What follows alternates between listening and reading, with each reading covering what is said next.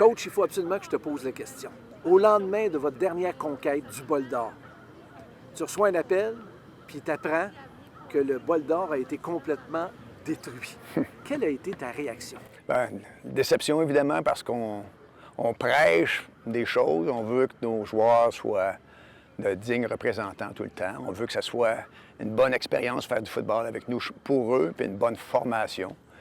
Donc, ça allait à l'encontre un peu de ce qu'on prêche, puis on était déçus, c'est certain. Et on comprend qu'on travaille avec des jeunes hommes, puis qu'ils vont faire des erreurs. Soyons honnêtes, est-ce que ça nuit au programme des Condors? Bien, je pense qu'on a un programme en santé. Ça a peut-être nuit un peu à notre recrutement, là. Il y a une période où ça a été difficile parce qu'on était en limbo un peu entre deux choses. On ne savait pas trop à quoi s'attendre, quelle était la situation exacte. Donc, c'est difficile à traiter. Ça nous a ralenti sur le plan recrutement un peu pendant le début de la phase de recrutement. Les 2 dernières saisons en Détroit ont été parfaites. Juste des victoires, aucune défaite. Est-ce que la suite de votre progression en D2, est-ce que ça a été plus facile d'aller chercher des joueurs?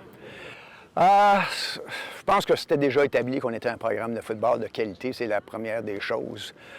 Maintenant, bien, c'est ensuite la qualité de notre équipe, c'est deux choses différentes. Là, chaque année, une équipe change, perd à peu près le tiers de ses joueurs dans un système collégial.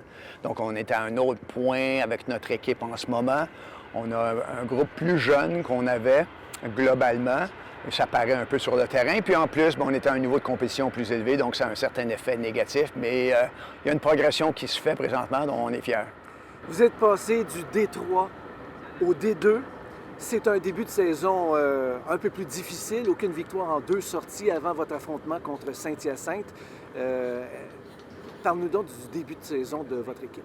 Manque d'expérience même parmi nos vétérans, parce que nos vétérans, les joueurs à leur 3e saison, eux n'ont pas subi la défaite, mais avaient joué du football à un niveau inférieur, en D3.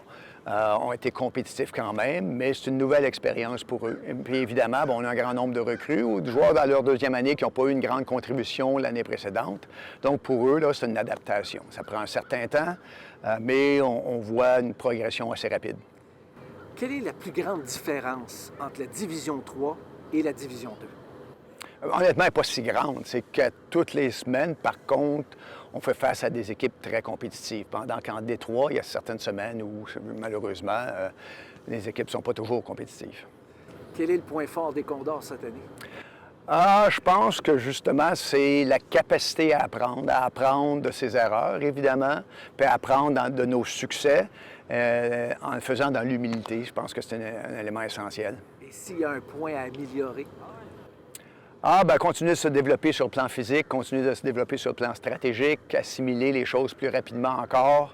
Il y a un paquet de choses à améliorer.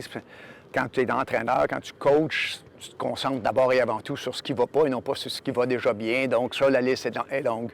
Marc Loranger, merci beaucoup d'avoir participé à l'émission. Merci de nous avoir accordé quelques minutes. C'est moi qui te remercie. Merci.